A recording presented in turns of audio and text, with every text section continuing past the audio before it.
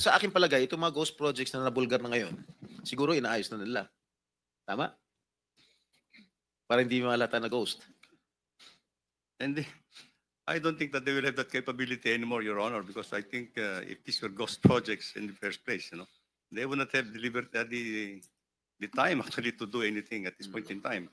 The records will show that if there is no project at all that was implemented and payment has been made, then it's on. Tapos na, nasunog na yung pera natin. Yun, tama. Alright, magkano ang in-award dito sa Wawaw? Wawaw Builders. I don't have the figure right now, Mr. Chair, but I think it's predominantly No. Meron mga figures dyan. Huwag niyo ako lulukuhin dito. Yeah. Labas niyo kung magkano yung in-award nito sa Wawaw Builders. Labas nyo! Those projects. Labas nyo! Wait for it. Labas nyo! Grabe kayo. Ayan, sabi ni Senador Jinko yan mamaya. Mr. Chair. Oh, kata nyo. Yun. Hindi sila gumagawa, nagbibigay lang ng project sa iba. Yun na nga eh. Yun ang kinakatakot nga rin si Senadora Amy Marcos. Pakinggan natin. Sige nga. Senador. Amy. Alam naman natin, dun sa 15 yon, siya ang pangalan lamang. Iba ang business plan po nila, hindi naman sila nagpapatayo ng anuman, hindi sila nagpa-flood control. Ang tunay, siguro ang karamihan doon sa 15, nagpapaupa lamang ng lisensya. Yes.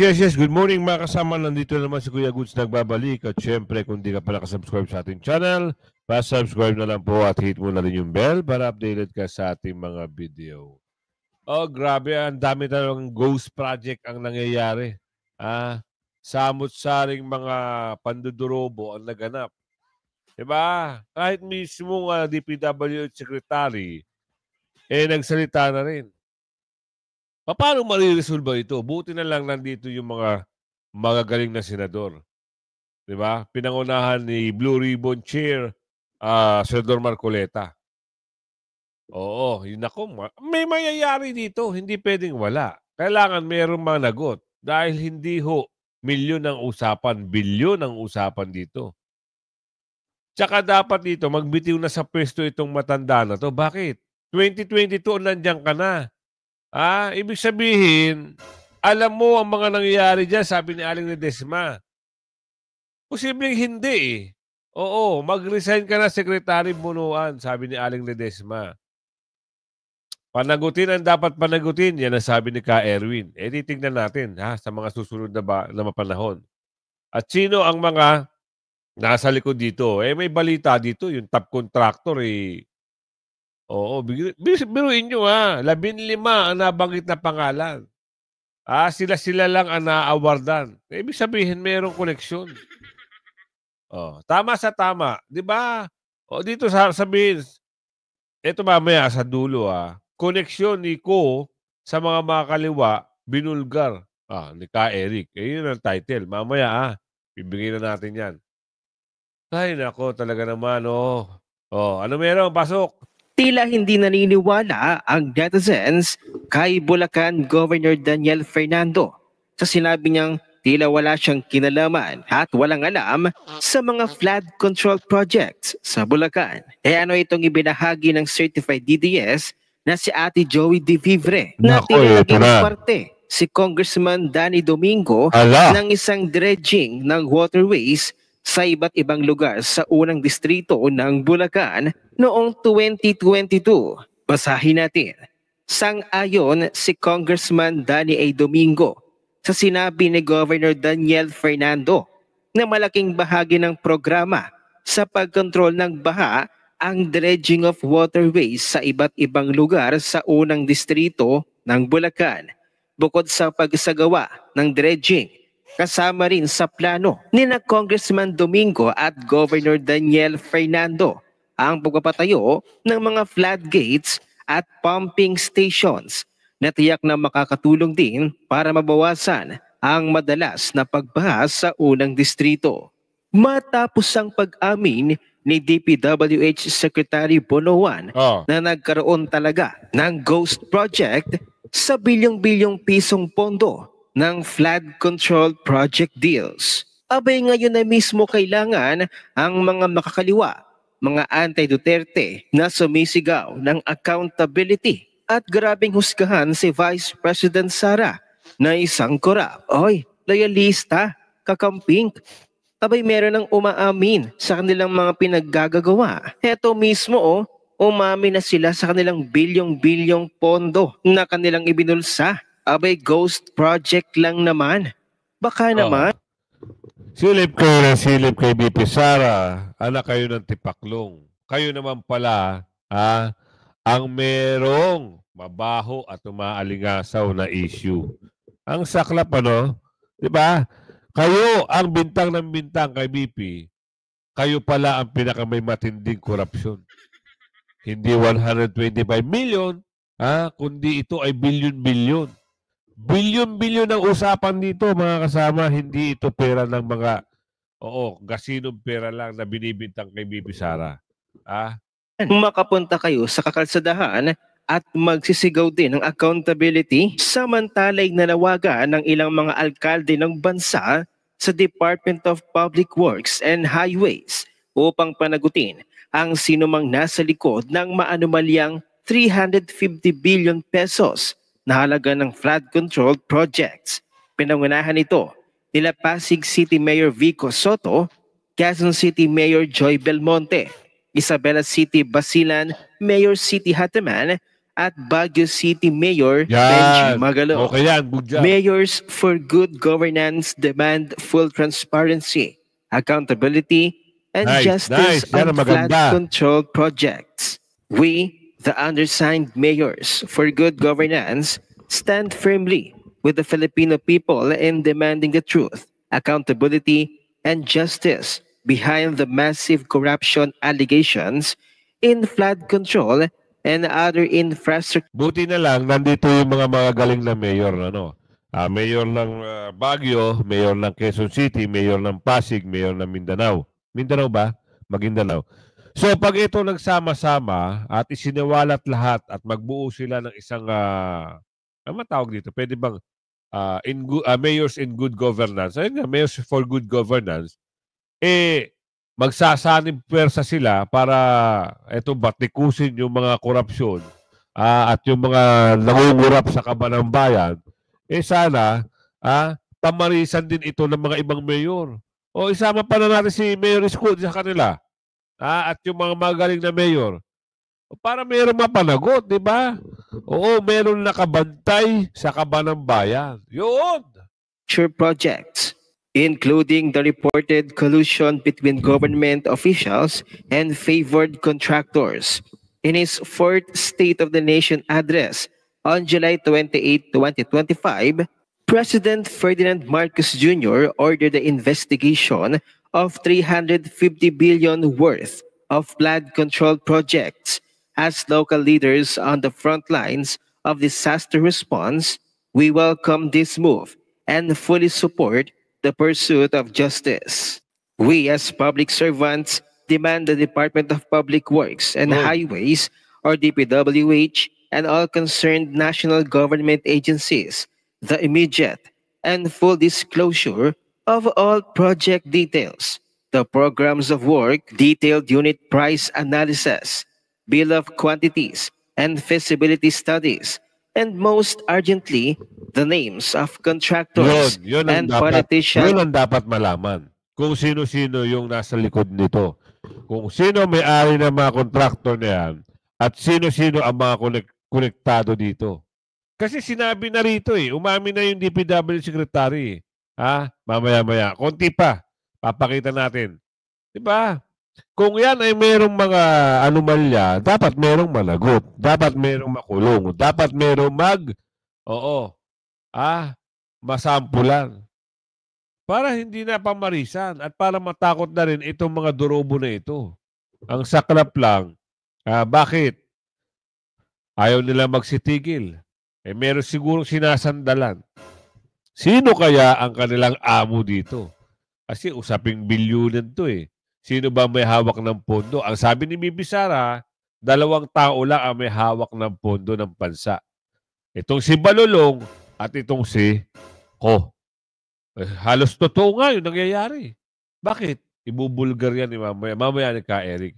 Pero dito ako nawindang nung umamin ang mama at talaga naman napatunayan yan, talagang binira siya ni Kajinggoy eh. Oo, pasok natin to. My office received reports that there were ghost projects in the municipalities of Kalumpit, Malolos, and Hagonoy in the province of Bulacan. Can you confirm this? Yes, Your Honor. That's true. Well, this is information that we have received, Your Honor. And the contractor, allegedly, Wawaw Builders, correct? That's correct, Your Honor. And SYMS Construction. Am I correct? I don't recall that name, Your Honor. Who is the owner of Wawaw Builders? Is he here? Is he present here?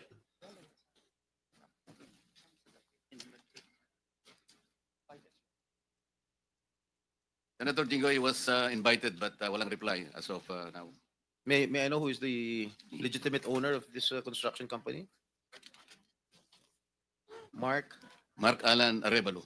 Arevalo. All right. I think the committee already will issue a subpoena. Naku, So, pila na to. Sa aking palagay, itong mga ghost projects na nabulgar na ngayon, siguro inaayos na nila. Tama? Para hindi malata na ghost. And I don't think that they will have that capability anymore, Your Honor, because I think if these were ghost projects in the first place, they would not have delivered the time actually to do anything at this point in time. The records will show that if there is no project at all that was implemented and payment has been made, then it's on. Tapos na, nasunog na yung pera natin. Yun, tama. Alright, magkano ang inaward dito sa sa Wawaw? Wawaw Builders. I don't have the figure right now, Mr. Chair, but I think it's predominantly. No. Meron mga figures dyan. Huwag niyo ako lulukuhin dito. Labas niyo kung magkano yung inaward nito sa Wawaw Builders. Labas nyo! Ghost projects. Labas nyo! Wait for it. Labas nyo! Grabe kayo. Ayan, sabi ni Senator Jinggoy yan mamaya. Kadiri kayo. Mr. Chair, Oh, tanyo. well, I've just been given the tabulation. Wawaw Builders, Ang hirap, ano? Wawaw Booking. Builders, the number of projects, the total cost of the projects that have been implemented is 9 billion. Grabe, 9 billion. 9 million or 9 billion? 9 billion all over the country, Mr. Chair. But let me just point out, in Bulacan alone, Wawaw Builders had 85 projects amounting to 5,971,811,000. In Bulacan alone. Bulacan, ha? Samantala ang Bulacan binabaha. Walang tigil ang baha. Mula Apalit, Bulacan, Valenzuela, lahat ng parte ng Bulacan. Magkano? 5 billion ang inaward sa inyo? Ano ginawa? What about the 3 municipalities that I've mentioned? Kalumpit, Hagonoy, and what is this? Malolos. Pinangalanan na, ha? This is for Bulacan First Engineering District Office, Your Honor. Ito bang, I'm not familiar, no? Ito bang Kalumpit, Malolos, Hagonoy falls under the first Yes, Your Bulacan Honor. district? Yes. Alright. Yes, Your Honor. So magkano? Yung sa Wawaw? 5,971,811,600. In Bulacan alone. In Bulacan First Engineering District, Your Honor. So yung 5 billion na inaward sa Wawaw Builders para sa province Bulacan Nasunog na. are all ghost projects. Correct? Hindi Secretary, naman, Your Honor. for the record, the total is 9 billion. That is nationwide. Nationwide, Your Honor. Pero 5 lahat yun, billion ghost na projects. Your Honor. So, Ghost projects lahat. no po. So ang ghost project lang na sinasabi mo, sa Bulacan lang. There seems to be Ay, some tanyo. ghost projects Umamin. as reported, Your Honor. Are you investigating this right Yes, now? Your Honor. We're investigating it. What is the status of your investigation? They will be coming up with their financial and physical report in 1 week's time, Your Honor, to my office. Nako, ito na, Bulacan. Bulacan.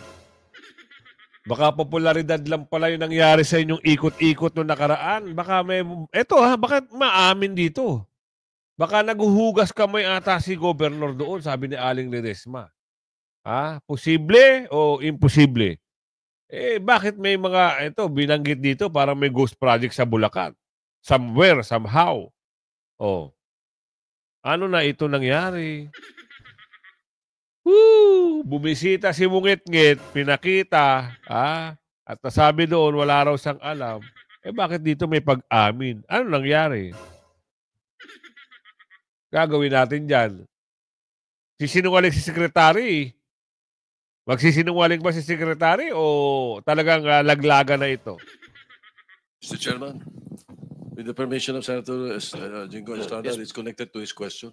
Yes, Senator Soto, please. You are an executive How did Wawa executive Builders, official, right? how did Wawa Builders get that 5.9 billion in those 3 municipalities in Bulacan?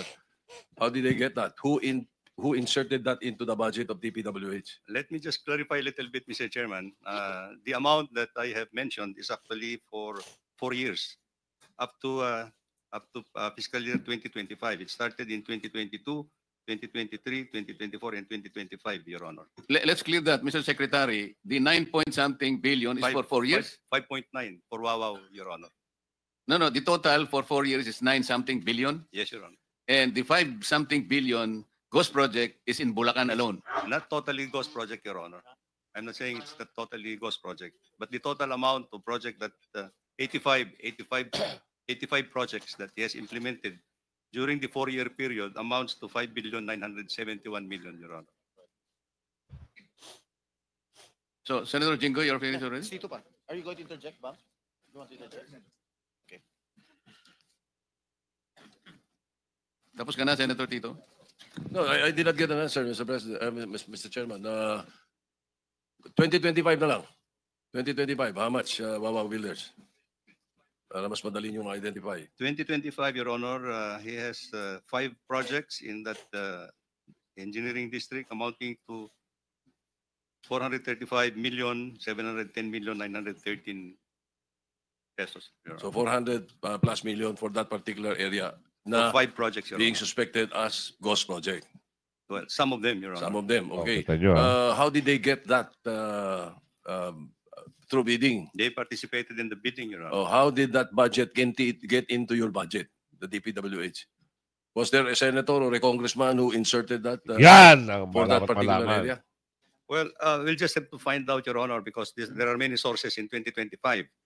Let me just point out that some of the projects were included in the National Expenditure Program that has been submitted to Congress.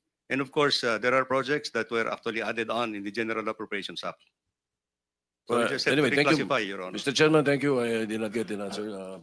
Senator Estrada, Chair- thank you very much. With the permission of Senator Estrada, related kasi ito sa question niya. Mr. Chair, kung ganun na inamin ng DPWH na mayroong ghost projects Yan. dyan sa flood control, pwede mo laman from COA? Paano ito nakalusot? Anong papel ng COA dito sa ghost projects na ito? Bakit hindi ito nyo nakita? Tama. Pwede malaman, Mr. Chair? Good morning po, Thank you. Mr. Chair and Your Honor. Based po sa aming mga reports na nakuha po from our regional and district engineering offices, ongoing pa lang po yung kanilang pag-collate ng mga observations, sir. Actually, sir, may mga observations naman po pero hindi ko po mako-conclude na pertaining po ito doon sa mga ghost projects. Marami naman po kasing observation ng mga auditors natin, sir, kasi marami din pong types of audit ang kinakandak ng mga auditors natin regularly, sir. May compliance. Yes, I sir. mean for this particular projects na kinlaim, inamin ng DPWH na talagang ghost projects ito. Yes, Pwede sir. nyo tutukan ito and can we have results Yes, in the sir. next hearing na Yes, sir. ikakandak natin? Opo sir. Actually sir, meron na po tayong office order from our chairman, particularly para sa fraud audit po ng Bulacan, sir. Yun. The best yan, Picking up from the issue. Oo, dapat ganun. Tutukan ito. At pag napatunayan na ito ay ghost project, sigurado. Panagutin o ipasuka yung pera na sabagay, bilyon naman yung pera nila, di ba? O kagaya ng isang kontratista, yung may-ari ng kumpanya na nangungontrata, malaki daw yung kanyang pera, 40 billion. O pag napatunayan, ngayon nga ay mga substandard, o halimbawa nakakontrata sila na substandard, pabalik o kaya ipaayos ulit. Di ba? Hay nako, grabe, ibang klase talaga. Pag tumirada talaga ang mga dorobo. 15 kontratista, peke pala. Sino nagsabi niyan? Oh, ito ha. Ayan ang title sa balita. Kaya magaling itong mga tagaganang mamamayan eh. Pag sila nagbalita, talaga solid. Oh, tuloy. Binunyag daw po ni Senador Amy Marcos na dun sa 15 kontratista ng ilang proyekto ng gobyerno ay siyam ay mga peke. Ha? Paano peke? Paano peke? Ginawa po ang verification. Lumabas, wala silang sapat na record. O kaya hindi naman yung capacity nila ng kumpanya ay hindi po pwede sa malalaking kontrata na milyon-milyon ng halaga. Kagaya siguro nung ipakita kanina. Di ba? Na questionable kung paano siya nagkaroon ng quadruple A. Di ba? Nag-iisa siya. Nag-experience siya ng proyekto na umaabot sa 40 billion ang budget. Kaya ang sabi ng Senador Amy, ako po, delikado tayo rito. Banta ito sa kaligtasan ng mga mamamayan, yung mga proyektong pinondohan ng buwis. Tapos ang gumawa ay hindi naman pala walang kakayahan. Anong klaseng gagawin yan? Ha? Ang malungkot kasi yan, Nelson, ang iba, ang pinapahiram ng lisensya. Naalala mo yung bus dati, di ba? Yung bus na wala siyang bus pero marami siyang prangkisa. Yung kay kay Ma'am Claire dati. No? Pero anyway, ang kanya naman, pinaparent yung prangkisa. May franchise siya, wala naman siyang bus. Dito naman sa construction company pala, royalty pala tawag. Halimbawa sa isang proyekto, ginamit mo yung pangalan ng kumpanya ko, automatic, meron pala akong 5% na royalty fee. Pero hindi ako Nako? Ikaw. Ipapasok ko sa'yo. Bulgara na to. Pero ako ang nakapangalan sa akin, parang ginawa kita ng subcon. Yun ang nangyayari. Kung halimbawa, subcon kita, kaya pala ang iba dyan, nakakakuha ng proyekto nationwide. Sobrang dami. Oo. Pero hindi sila gumagawa. Ang makikita mo, bakit lisensya niya gamit-gamit ito? Pero iba naman ang gumagawa. Pinangalan lang pala yung para makuha yung kontrata. Yes. Kasi papagawa naman nila, doon naman sa hindi kwalipikado, di ba? Ang nangyayari pala, bakit ginagamit niyo po yung lisensya nito? Kasi sila po ang sila po ang nakapasa. Meron permit. Meron po sila ang tawag quadruple at saka triple A na construction. Kasi kaya sila may ganun. Ibig sabihin, kaya nilang kaya nilang gumawa. Kaya nilang i-operate. Marami silang ngayon, pondo. Pagka pinigay mo yan doon sa hindi kaya mo, hindi parang pinalusutan nila yung batas. Yun na nga. Ang nangyayari, Nason, gaya nung yan, yung mga kumpanya nabanggit, hindi nga nakabili ng isang pako. Ay, problema. Ni wala nga isang palay, ni wala nga isang equipment. Nga naniniwala ako mas hardware talaga yung construction company. Yung kanina, di ba? Hardware talaga negosyo. Yun. Hindi sila gumagawa, nagbibigay lang ng project sa iba. Yun na nga Yun ang kinakatakot nga rin Senadora Amy Marcos. Pakinggan natin. Sige nga. Senador. Amy. Alam naman natin, dun sa 15 yon, siyam pangalan lamang. Iba ang business plan po nila, hindi naman sila nagpapatayo ng anuman, hindi sila nagpa-flood control. Ang tunay, siguro ang karamihan doon sa 15 nagpapaupa lamang ng lisensya. Alam naman natin yan. Hindi naman sila totoo o tapat na kontraktor, kundi talagang merong mga AAA, quadruple A na mga lisensya. Tapos for a fee, pwede mong hiramin. Ika nga. Siguro panahon na sabi nga namin ni Chairman to pierce the corporate veil of such corporations as Legacy, the various saints that are included who are hardly saintly in their behavior, and finally come to the reality that these contractors are not building anything, least of all flood control. Maraming salamat po. Ayun, wala naman talagang ginawa Isang yun, siguro doon sa 15 construction company, Nason, bihira lang sa kanila ang mayroong existing na trabaho. Opisina lang. Oo. Pero yung pag-i-interview doon, pagsagot pa lang alam nyo na nangangatog na yung mama na yun Oo, yung may-ari na, grabe, ang daming pera, 40 billion, asset and liabilities. Ang dami. At saka, in fairness lang, Oo. Sabagay, meron naman talagang ganon. Yumayaman.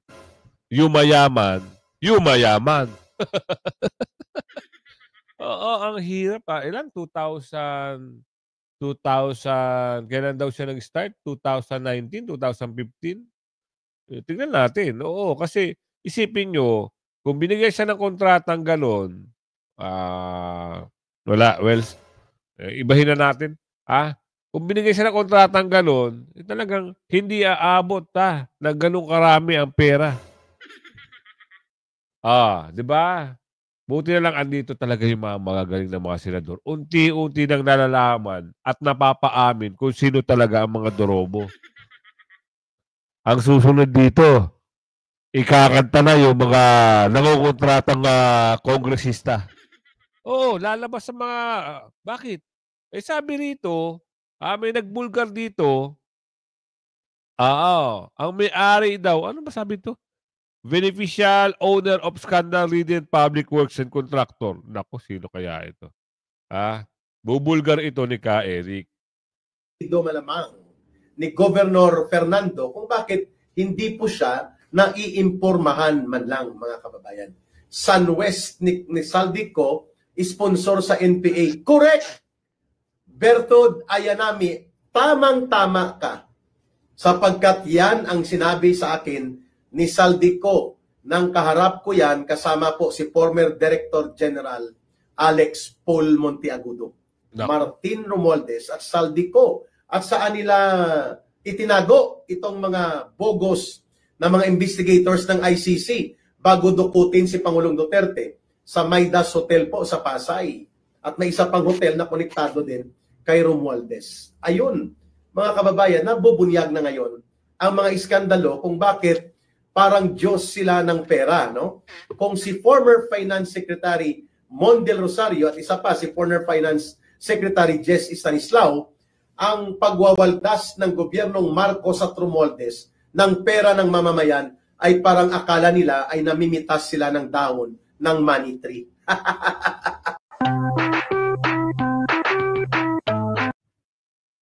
Na ang dalawang kumpanya na associated po sa iskandalo ng flood control ng mga proyektong ninanakaw by the billions of pesos ay konektado kay Congressman Saldico ng Ako Bicol Party List. No? Ang dalawang kumpanyang ito ay nasa top 15 sa mga pinangalanan po ni Mr. Marcos Jr.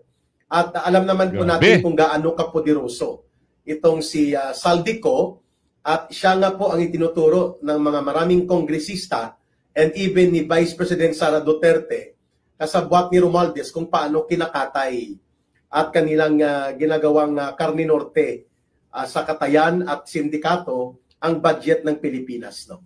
Yan po ang pagkakalarawan sa kanila ni Inday Sara Duterte, no?